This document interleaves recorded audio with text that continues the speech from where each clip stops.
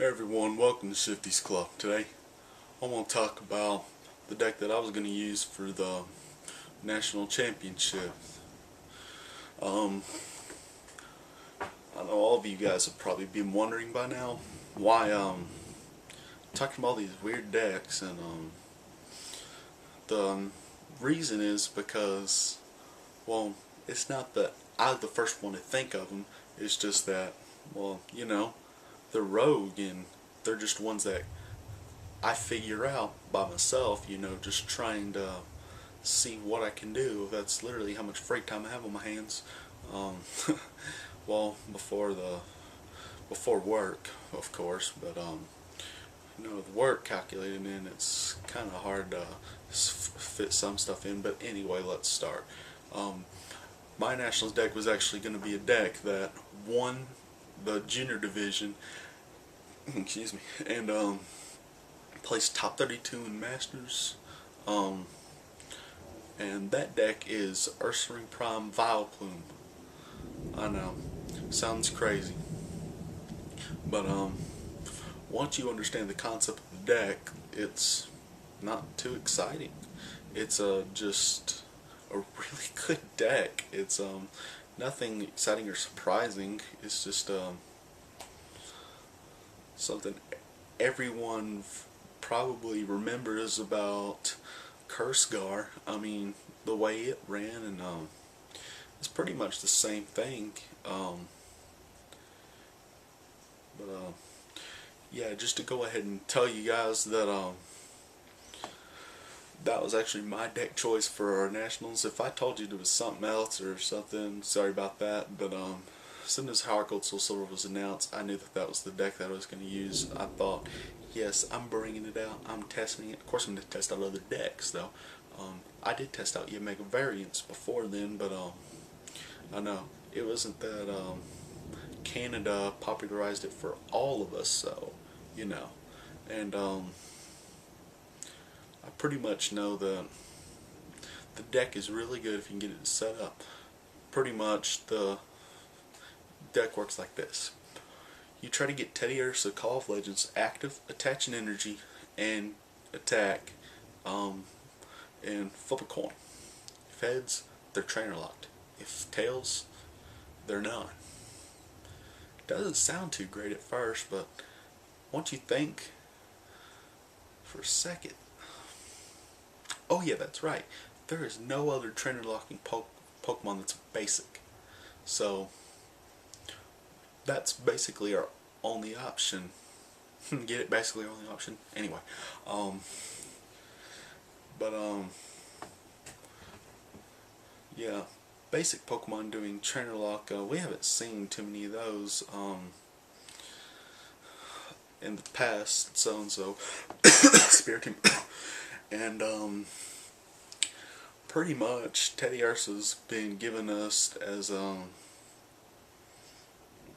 option thanks to a really lucky kid, or I wouldn't, well, I really wouldn't say lucky, because if he did what I think he did and ran 3 or 4 Vileplume in his deck, or a 3-1-3, 3-2-3, 4-1-4, 4-2-4, something in that area, maybe even 4-3-4, which I highly doubt, then he pretty much would have been so consistent that it would have been hard to beat him. But in all honesty, the deck is very weird, but I mean, it still works. I mean, Ursaring is not only used for a little disruption, but also a heavy attacker too. So I mean, you're running 4 DCE, double color synergy for all those of you who do not know, 4 rainbow, a few other basic energies, and yes, I do run energy exchanger. I was trying to think for a second, in the deck, so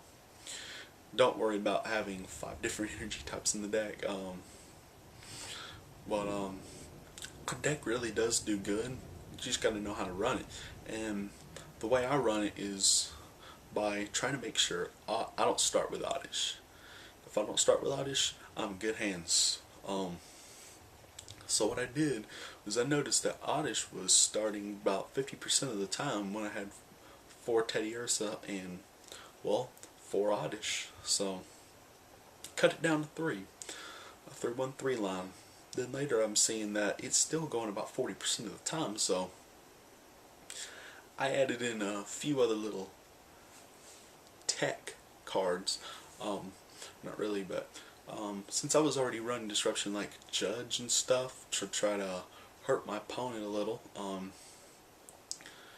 I would basically judge them, and then I could use stuff like Yanmega if I needed to. Not really, but the only reason I use it is to try to get Yanma up if I had it in my hand, or Teddiursa, so I could just free retreat.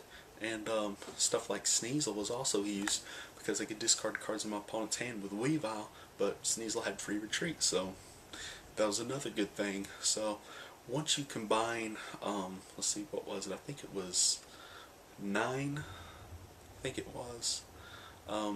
And by the way, I don't run baby Pokemon in my decks because I can run it without them, and pretty much they're just targets for Mega variants, and it's just a free prize, and I'm not gonna put up with that. I'm a straight up player who knows how the game should be played. And if you're running baby Pokemon, I'm not saying that you're wrong. I'm just saying that you could be doing a lot better than you are.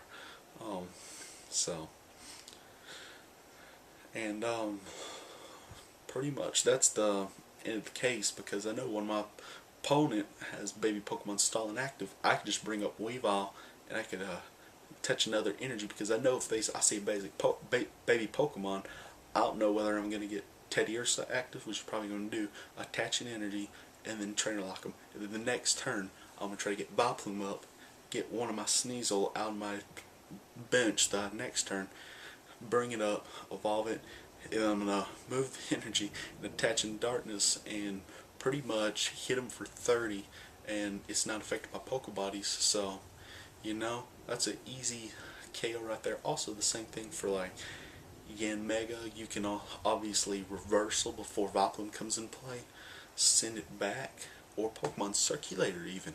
But I don't use, actually, I thought about putting Circulator in the deck, but I just thought, you know what, sometimes it'd be good, but other times it just wouldn't be so good.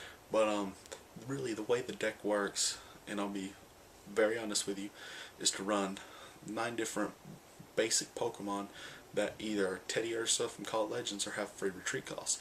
3 Oddish are your other options. So there's 12 basic Pokemon, and 75% of the time you're going to get a basic Pokemon out of all the basic Pokemon that have free retreat costs. So that's actually a pretty good sign.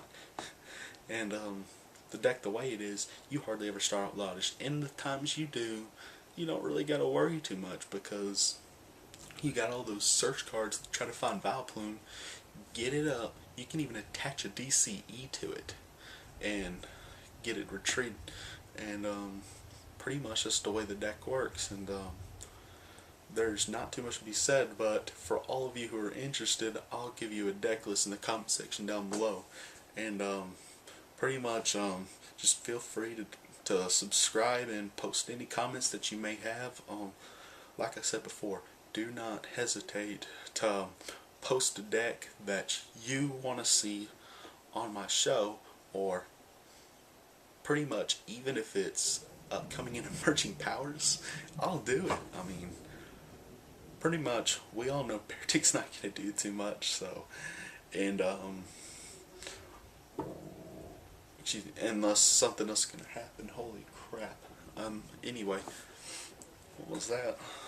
Anyway, so just a note that I'm open for different types of decks that you may be wanting for me to discuss, and I know that there are players who have like maybe 200 cards, and pretty much their best card they really want a deck for, so they can figure out how to get better cards to fit in with it. And pretty much if you need that help, I'm right here. Just go ahead and send me any kind of list that you want, and I'll get it for you, man. I mean, I'm willing to help you guys, because I know you're gonna. I really just want to help you guys all around, and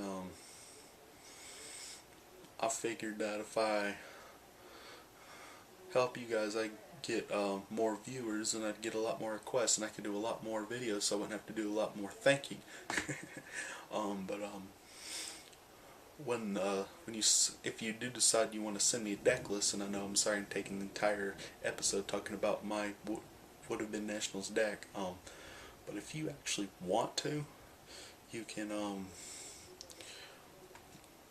basically put in the comment section what deck you want to be seen on my show, and or if you have a one card, even if it's one card that you want to try to find a combo for.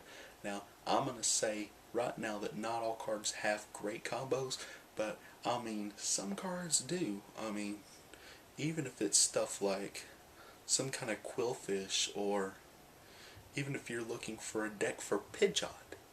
I mean, if Pidgeot's you have one or two rare Pidgeots and you want to know how to use them, I mean, that's fine. And I'm just looking for anything that you can think of, and I'll pretty much try my best to test it out, and try to get a deck review for you on my show. And next episode, I'm not really sure what it'll be, but I guess we'll know in about 5 minutes next time. Shifty Skull.